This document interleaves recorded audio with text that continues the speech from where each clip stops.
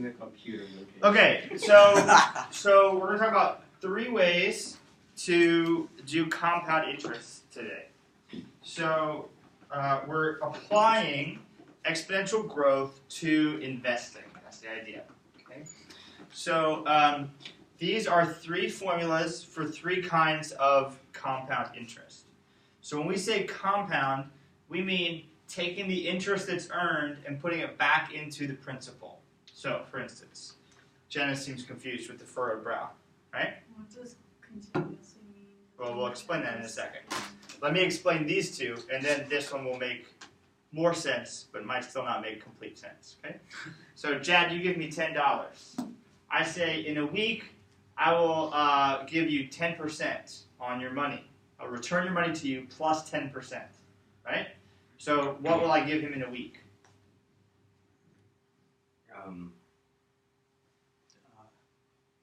Jad gives me $10. $11. Ah, very good. Okay. So, Jad gives me $10. I say, in a week, I'll give you your money back plus 10%. He can make 10% on his money. That means in a week, I'll give him $11 back. Okay? So now this is, right here, is to say if I have an investment where I make R% per year, and each year I put that percentage I earn back in, okay, starting with an amount of P, so the principal, P-R-I-N-C-I-P-A-L, okay, principal. No. Yes. Sure it is. L-E is for like I'm a principled person. Okay. So this is the percent interest rate. This is the number of years. Because what's happening is, just like what we've done before with this same formula just with different letters, okay? So I'm going to put in this amount. After 1 year, it will be this amount times 1 plus r. After 2 years, it will be this amount times 1 plus r times 1 plus r. After 3 years, it will be this amount times 1 plus r times 1 plus r times 1 plus r.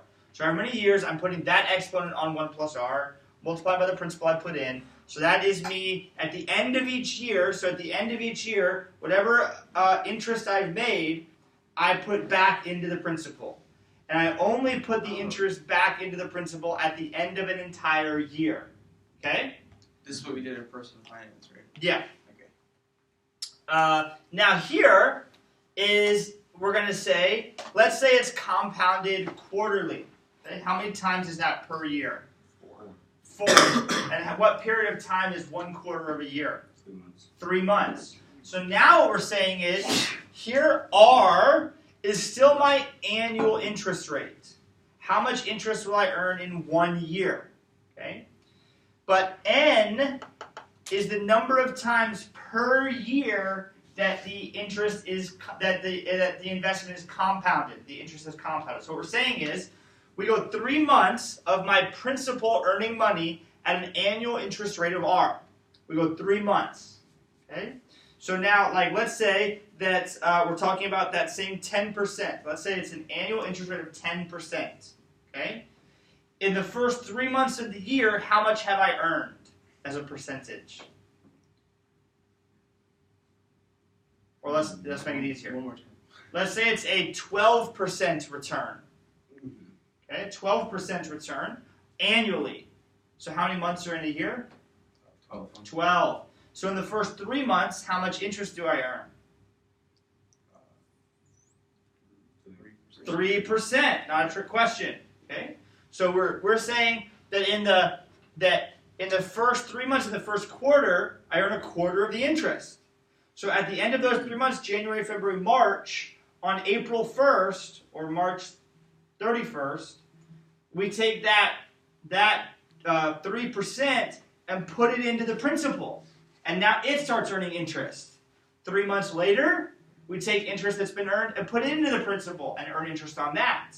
So I'm compounding. If N were 4 times per year, and the interest rate was 12%, we'd be doing what I'm saying now.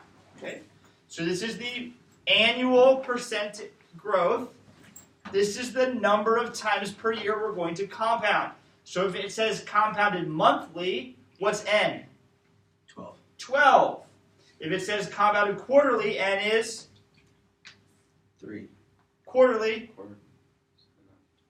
so it's 4 times per year. Oh. So it's not the number of months, it's how many times per year. If it says compounded bi-monthly, what is n, Shelby?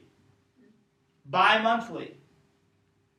Compounded bi-monthly, that means every other month. So n would be 6. If it says compounded semi-monthly, that means twice per month. N would be 24. 24. If it says compounded weekly, n would be, how many weeks are in a year? 54. 52. So n would be 52. Okay? So that's what we're saying here. So this is the annual percentage of interest. This is the number of times per year. Okay? T is still the number of years, and n is the times per year. So notice this makes sense, because n times t would be how many times it's been compounded in t years. N times every year for t years. So 3 years at 24 times a year would be 72 times it got compounded, so your exponent would be 72. If it was twice a month for 3 years. Now finally, this is compounded continuously. So like, whereas every year I add the interest back in, or every n times per year I add the interest back in, this is like the interest is always going back in all the time. So every day or every minute or every hour or whatever, we're calculating interest on the interest that's already been earned. So that's why there's an E here. If you look on page 685,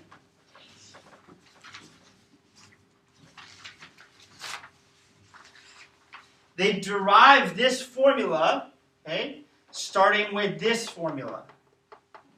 So they say, by letting m equal n over r, you can rewrite this thing, okay? And then they start defining some values to say what would happen if it compounds continuously. Then they say, oh, look, this part of it, once we plug some things in, approaches E as we go to infinity, as n goes to infinity. So as the number of times per year, n goes to infinity, we get an E here. Okay? So this is your formula for compounded continuously, meaning an infinite number of times per year. Okay? Cool, cool, cool? Yes, yes, yes? Yes. So now we will work with each of those 3 formulas. Okay? So let's look. Starting on page 683. Okay? Let's look at B on 683. It says a person invests $200 in an account that earns 6.25% annual interest. Find when the value of the investment reaches $5,000. Okay? So note, it says a person invests $200 in an account that earns 6.25% annual interest. Okay? So that's kind of tipping us off. That's telling us the rates. And it doesn't really say explicitly that we're talking about compounded annually, but it's under that heading. Okay? So typically they're going to tell you that. So now I'm dealing with this first formula. So I have 3 letters over here. Which ones do they define for me? I have P, R, and T on the right. Which ones do they define for me? Oh, which problem? B on 683. B on 683. You have the initial, which is 600. Or that'd be P, right? On page 683, B. 684. Okay. 200 is the principal. Okay, pause right there. So for B on 683, okay, Cody says P is $200. Very good. Okay. Somebody else, tell me what other letter they give me the value for. R. R is what? 6.25%. Okay. R equals 6.25%. What am I going to want to put into the formula? 0.0625. Right? Okay. Now, they don't give me t. What do they give me next? No. Next sentence. Find when the value. Read that for me, Wesley. Find when the value of the investment reaches $5,000. Reaches $5,000. So what is that 5,000? Like where in the formula is that going to go? Or, huh? V of t. V of t. So they're saying find when V of t is $5,000. Okay. I'm doing this because my screen always goes black and I think it's still recording, but then you get nervous. Yeah, because the camera's still on. It's just because photo booth is open though. The camera's on as long as photo booth is open. Okay. Hi, YouTube. All right. Shout out to my boy Jad. All right, we're still good. Go subscribe. Subscribe to Case Man. Okay, so then we're saying when is V of t 5,000? Okay.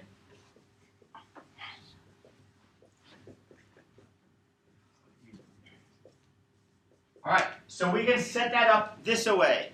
All right, we want to know when is 5,000 equal to 200 times 1 plus 0.0625 to the t. Okay.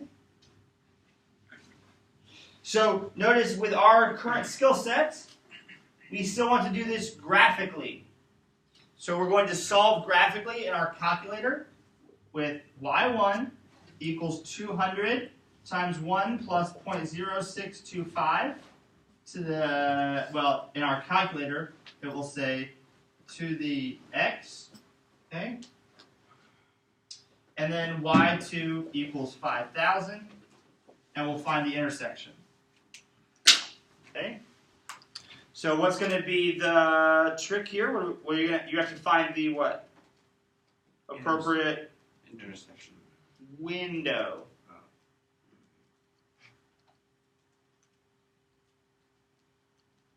Yes, you need to find the intersection. The key to being able to do that will be finding the appropriate window. Okay? So notice the y we're concerned about is at 5,000.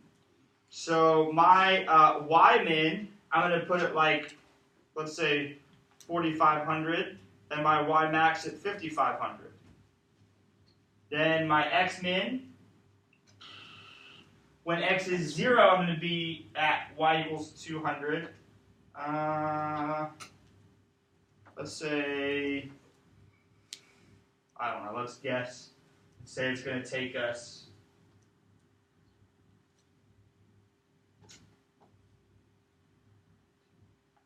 30 years.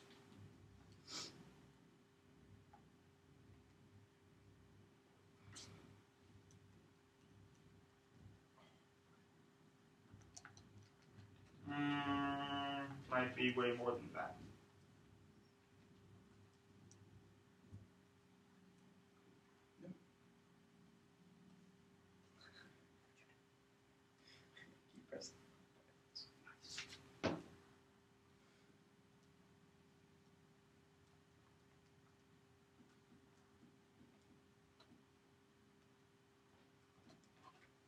Although that curve wouldn't be that steep, but it looks pretty steep. Once I got my x max to 90, I was able to see it.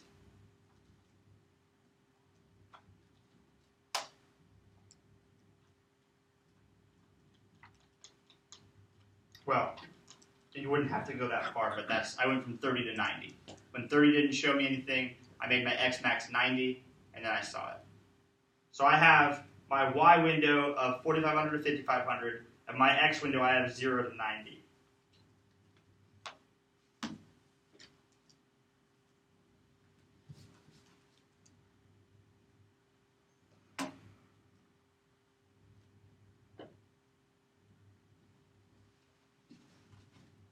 They don't tell us their window.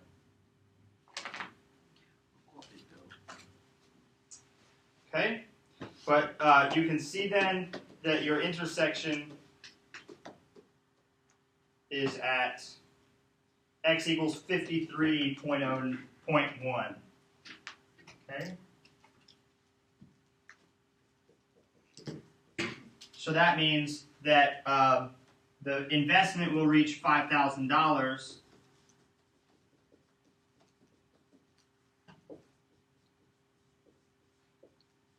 after 53.1 years.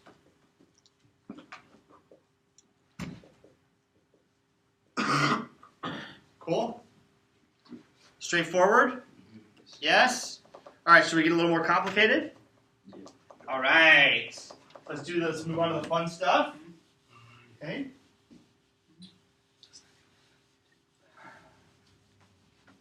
Okay. So let's talk about compounded more than once per year. So now we're at page 684. Okay. Page 684. And it says, a person invests $600 in an account that earns 6.25% annual interest, compounded semi-annually. Okay, so what does that mean? Semi-annual. Twice a month? Twice. a year.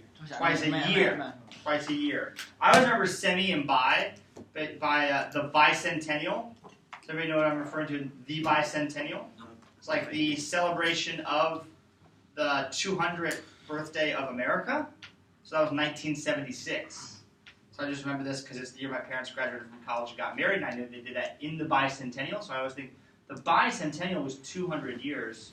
So that means bi would be every 2 years, biannual. Semi-annual is every 6 months, twice a year. Okay. So a person invests $600 in an account that earns 6.25% annual interest, compounded semi-annually. Okay. So again, over here we have P, R, N, and T. Okay. So P, R, N, and T.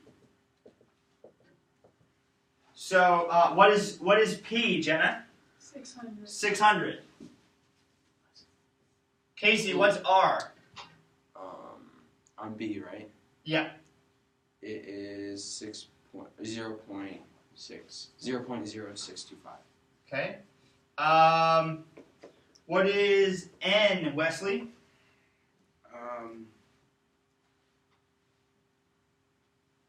That's N is like it's saying how many times per year, right? Mm-hmm. I don't know. So we just said it, everybody was right when they said it out loud. What? We said semi-annually means Twice per year. twice per year. So see, it says compounded semi-annually. So 1,200. So 2. Oh, okay. 2. N is the number of times per year that the investment is compounded. Okay? That the interest is compounded. So since it says compounded semi-annually, that means the number of times per year that the interest is added back into the principal is twice per year. Okay? T is what we're looking for. Oops. I meant for that to be a question mark, not a 2. T is what we're looking for when V of T equals 1700. 1700. Okay? So V of T is value as a function of time. Okay? Value, V for value as a function of time.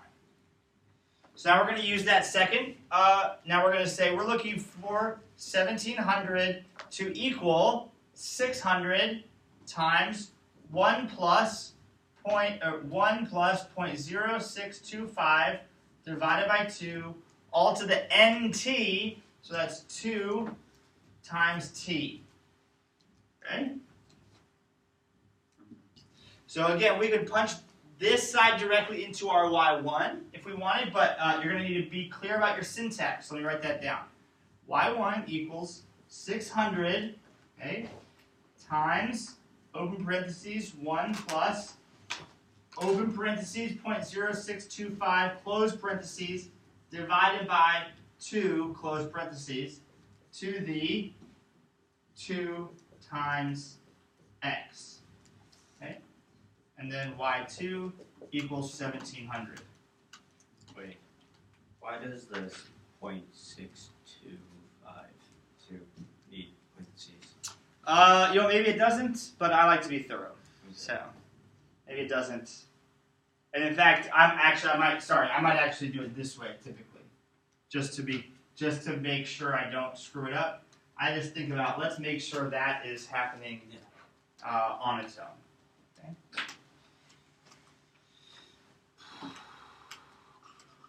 $600 1 plus 0.0625 divided by 2 to the 2 times x. Sorry. And after all that, what you really need to be clear on is that this is in parentheses. Oh. Okay? Otherwise, it would just square it and then multiply the whole thing by x, and that's not what we want. Okay?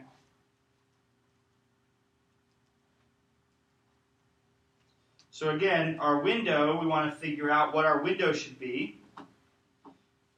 We're concerned about when y equals 1700, so our y max needs to be at or above, well, actually a little bit above 1700. Okay? So I'm going to call it 1800. My x min, I'm going to go 0 to guess. I'm just going to guess 50 for now. Don't need to go near that far. So I may change my x max to 25, just so I get a better picture. And my x min to 600. My y min to 600.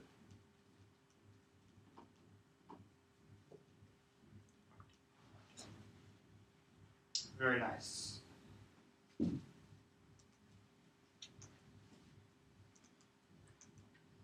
Okay, then find the intersection.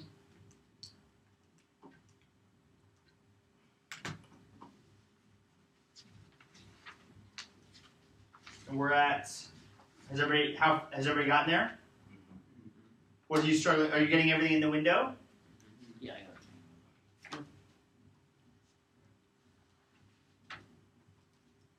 it. Is the answer in amount of times interest compounded or years? T is in years. Okay. T is in years. And again, because notice here in the formula, we have n times t. So this is still the number of times we've compounded. That's the number of times we're going to multiply by. This is 1 plus the annual rate divided by the number of times per year. So that's the amount of interest I've earned in that period. So we're saying, say it's 6.25%. After 6 months, I've earned half of that because I've only gone half the year. So I've only earned 0.03125, right? 3 1/8% in 6 months. So that's what I'm adding back in every 6 months. Well, how many times do I add that back in and recalculate? N times t, twice per year, so 2 times every year. So every 5 years, I've compounded 10 times. Okay. That's why those numbers are all the way they are. Okay. Has everybody been able to find the intersection?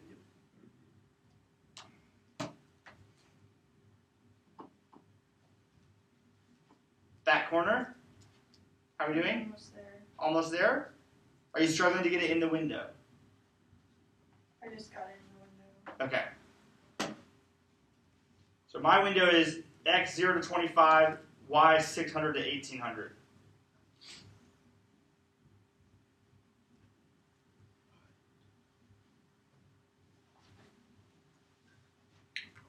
So our x is approximately 16.9.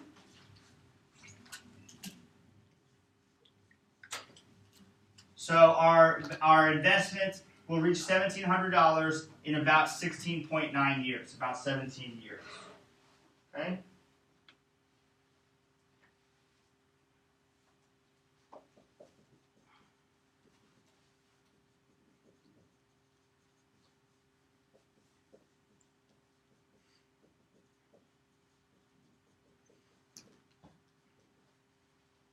Yes? Yes. So, yeah, my window is 0 to 25, 0 to 18 might work, 0 to 25, and y 600 to 1800.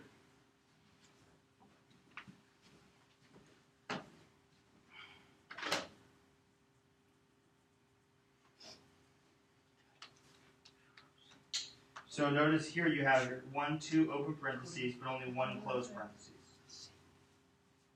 Wait, what? Yep. So that was not the right function. Yep. Okay. Cool. Now let's do a compounded continuously.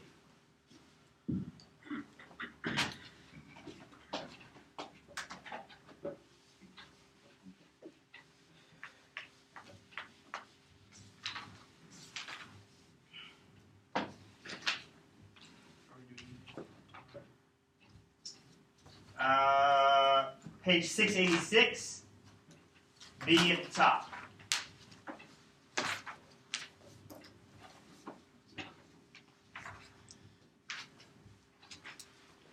So it says the principal amount, $350, earns 6% annual interest compounded continuously. Find when the value reaches $1,800. So again, we're dealing with this third formula. V of t equals P times e to the RT. Okay? So we have values of P, R, and T on the right. Okay? P is 350. R is 0.065. Is that right? 6.5% it said? No, just 6. Just 6? Yes. Okay, so 0.06. And T is what we're looking for when V of T equals 1,800. Okay? So we want to find, we're looking to solve this equation. 1,800 equals 350 times e to the 0.06 t. Okay? So, in y1, we put 350 times e to the 0.06 x. Okay? In y2, we put 1,800.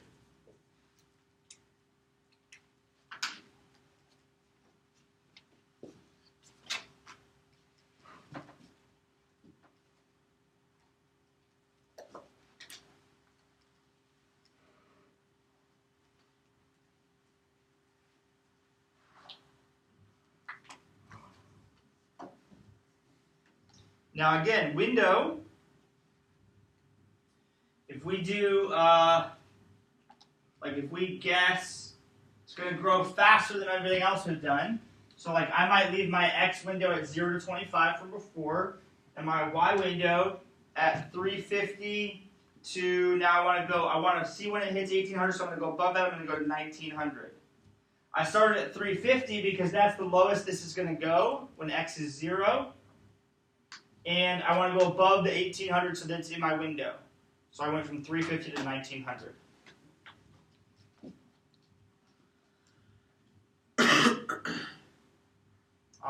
But my X 0 to 25 is not big enough, so I'm going to go to 40. And sure enough, it is in my window. So I have 0 to 40 on X. 350 to 1,900 on Y.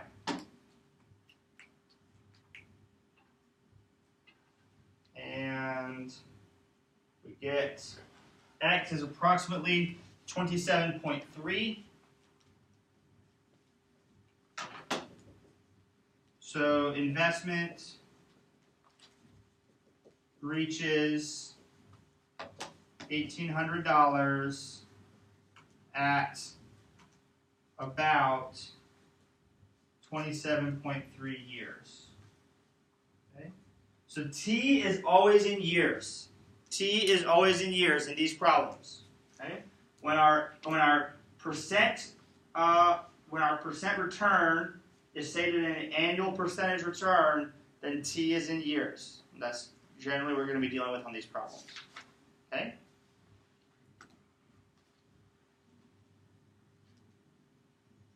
So you need to memorize these three formulas. Cool?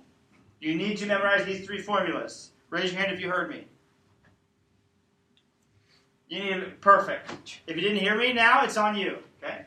So even if you didn't raise your hand, you're still responsible for it. All right? Talking to you, Gavin. So, Just you, Gavin. Just we hear. No, he's on the recording. Now, here's the question. Ready? Here's the question. Cody, Yes. which of these two investments would you prefer? Okay, it counts. One of them is 5% interest compounded quarterly. Okay. The other one is 3% interest compounded monthly. So one has a higher interest rate compounded less frequently. The other has a lower interest rate compounded more frequently. Which one would you prefer? Monthly. So these are difficult to compare, Yeah. right? So we were resulting to guessing. Yeah. Yeah. So these are difficult to compare. So we need to figure out how to compare them. Okay. So that's the last piece we cover in this lesson. Bottom of page 686. The heading is finding and comparing effective annual interest rates. Okay. So what we do is we can take these, plug in the numbers, and then set them equal to a common format. Okay. So essentially what we're saying is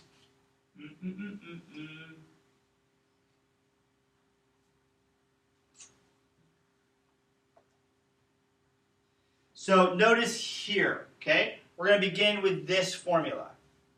Okay? So if we have that the value of an investment equals the principal times 1 plus the annual rate over the number of times per year it's compounded, all raised to the number of times per year it's compounded times the number of years. Okay? Now, what if I'm just compounding annually? Will this formula work? I'm compounding annually. What is n when I'm compounding annually? 1. So I plug in 1 here and 1 here. All of a sudden it looks like what? That one. Right? So these are, so if n is 1, it's just this. So these are really the same formula. It's just that this one has an n equal to 1. Okay? Alright. So now we know that this covers everything. It actually covers all of them, but we're using a limit there. So don't worry about that. Okay. So now, if we use what we've learned before, where we say recognize that this is something in this form, f of t equals a times b to the t, right? Then we're saying any investment formula, okay, given the same principal and the same amount of time, we're just concerned about how this b changes. We want to compare these b's, right? Okay, so we can say this. If you're following along with me, I'm on 686, going through that paragraph. I'm explaining it to you aloud. Okay, where they're building out this process. Okay, so A is just the principal, and B is this. So look here. How if B to the t is really 1 plus r over n to the nt, we want to isolate that base that's being raised to a t power, right? So we can rewrite this as, well, b of t equals 1 plus r over n to the n all to the t. Okay? Because remember, power to power u? Multiply. Multiply. Power to power you multiply. Okay? So that means that n raised to the t power, a power of n raised to the t power is the same as multiplying n and t in the exponent. So now we can say b equals 1 plus r over n to the n. Okay?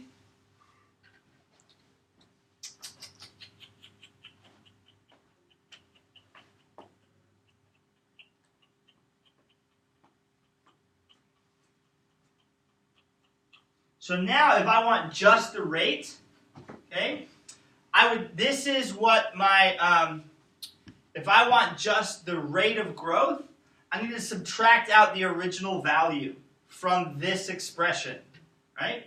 So I'm just going to do that. I'm going to say b minus 1 equals 1 plus r over n to the n minus 1.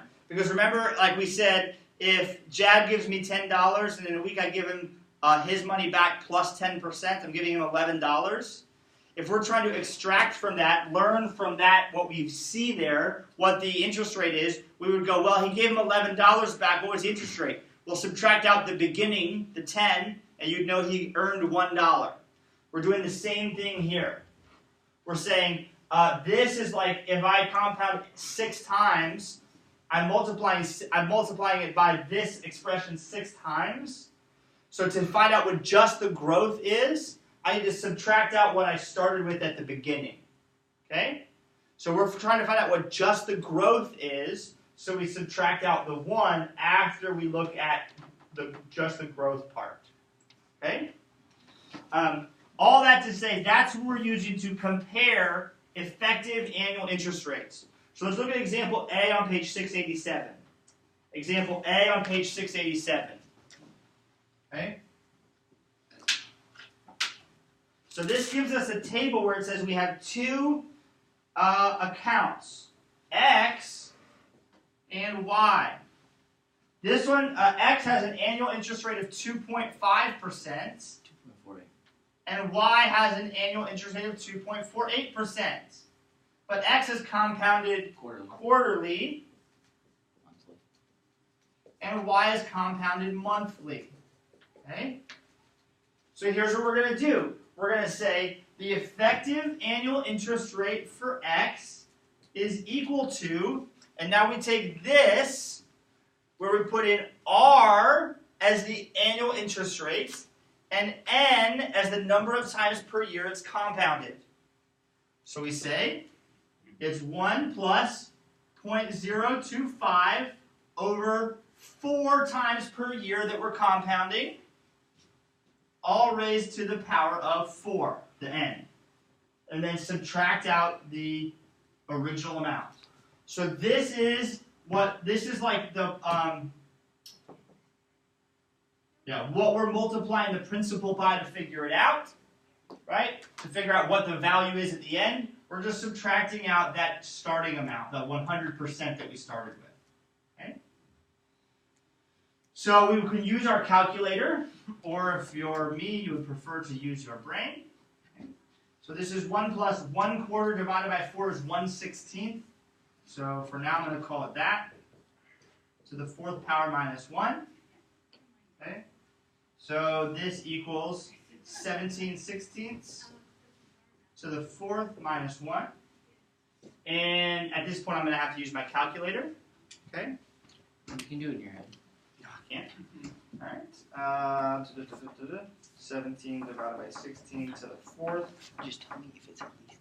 minus 1.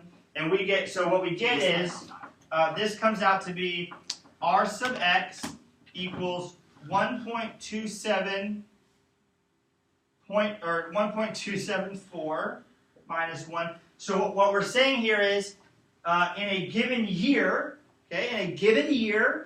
we're going to multiply that investment by 1.274 to find out what it's worth at the end of the year. Now, remember, the investment includes the original principal.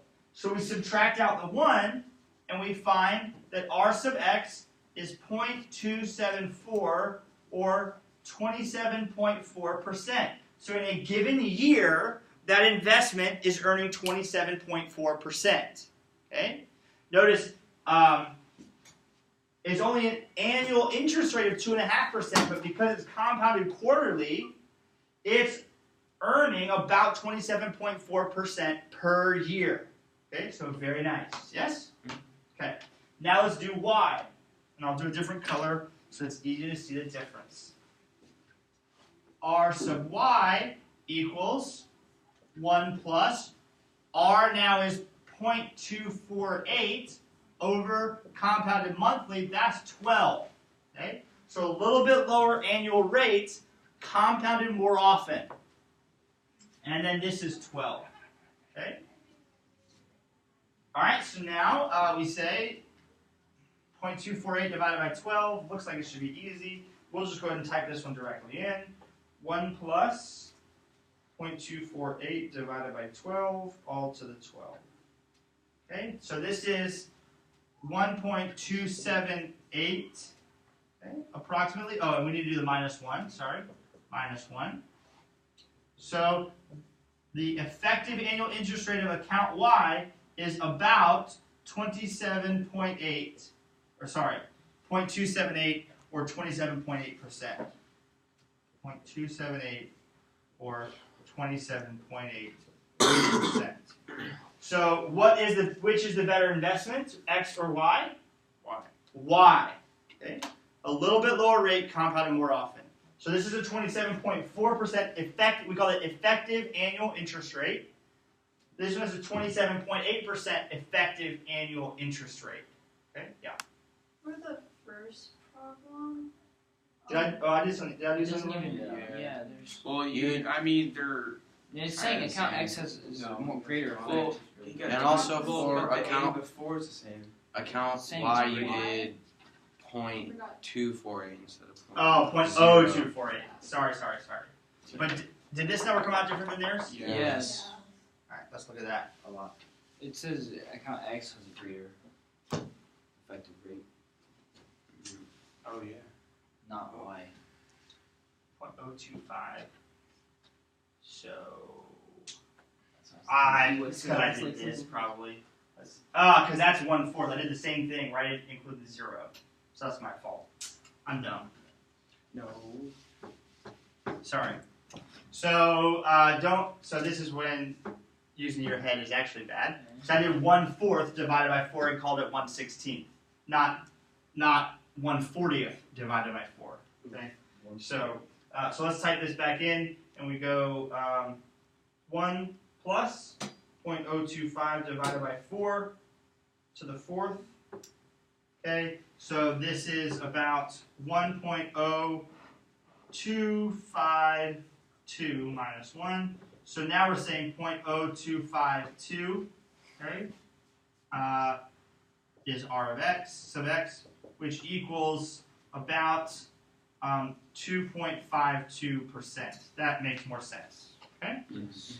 All right, now the other one is R sub Y equals 1 plus 0.0248 divided by 12 to the 12th minus 1 equals divided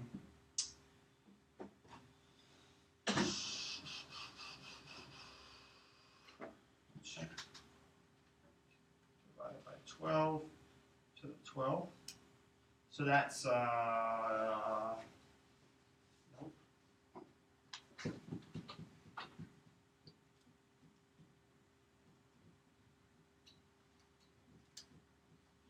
$1.02508 minus 1 equals 0.02508, which equals 2.51%.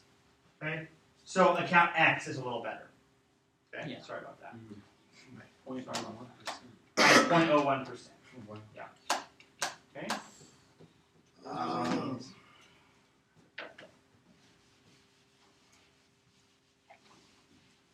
Would you like to see another one of those? Yes or no? Yes. Yes. Question: are you gonna do one of those ones continuously? I don't think so. Yeah, I don't think so. Or B. I mean, it works the same way. It's just e to the r minus 1. So, It looks easier.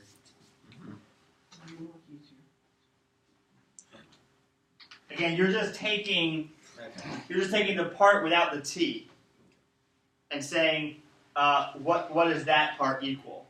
That's what you're doing. Easy. So right here, we're just taking all of this that's being multiplied by the p without the t in the exponent. So similarly here, my exponent is rt, so I just take the t out of the exponent, it's the e to the r that I'm concerned about. Because that's what, if it's compounded continuously. Okay? But I don't think there are exercises like that. B is like that. What, say it again? 687B. Perfect, so let's do B then. Okay? B on 687. Harriet plans to make a deposit in one of two accounts. Account A and account B. Account A has a 3.24% interest rate. 2.25. And the other one has a 3.25% annual interest rate. Confirming Jad's reading skills. Okay? And they're both, one is compounded continuously, and this one is compounded semi-annually. Okay? Alright, so now we go to find A, is compounded continuously. So to find A, we say, let's look for what e to the r minus 1 is. Okay? So r sub A equals e to the r minus 1. Same principle, we're just taking, what's that same principle with an LE? We're just taking that value that's being multiplied by the principle with an AL a certain number of times, okay? So same idea, we're just taking what's being multiplied by the principle without the repeats. The t represents how many years I've been doing it, how many times it's repeated. I'm just saying one of those times, what am I multiplying by? Okay? And then subtract out the original. So here, the r is 3.24. E to the 3.24 minus 1. Okay? So again, the compounding, the infinite compounding is happening inside of E. Okay? That E is showing, hey, when you compound something continuously, it's going to start to look like this. Wait, so you wouldn't change? So there is no 0.24? n here. Yeah, but 3.24 to 0.0? Yes, sorry. Okay. This is why it's good for you to pay attention. Okay? 0.0324. So somebody put that in your calculator and tell me what it equals. Tell me first what e to the 0.0324 equals. 1.0329. 1.0329 minus 1. So that's 0.0329, or about 3.29%. Okay? That's A's effective annual interest rate. Okay? For B, now we have an n to work with. We have an n to work with. That n is what? Semi-annual? 2. N equals 2. So now I say 1 plus, now I say B's effective annual interest rate is 1 plus 0.0325 over 2, all to the 2. Okay? Yes, minus 1. Okay? So somebody tell me what this equals. So 1 plus 0.0325 over 2, all to the 2.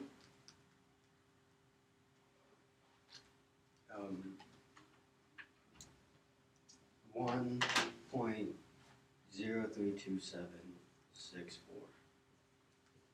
Okay, so we're talking about 0.0328 approximately for our effective annual interest rate.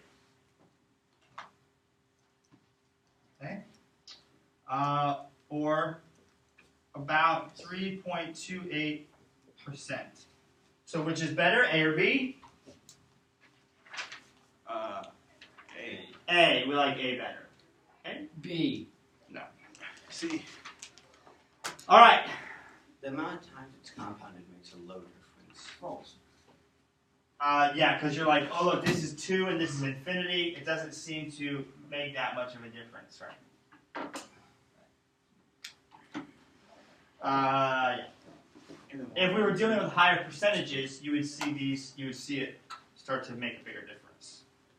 Like really, it's that the percentages are so close that keeps these close. Because if we did like 10%, now the number of times I compound would make that 10% make a big difference, like 10 and 12 or something. Yeah. All right.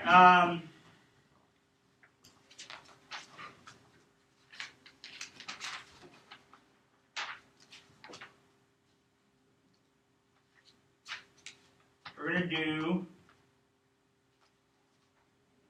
Oh gosh.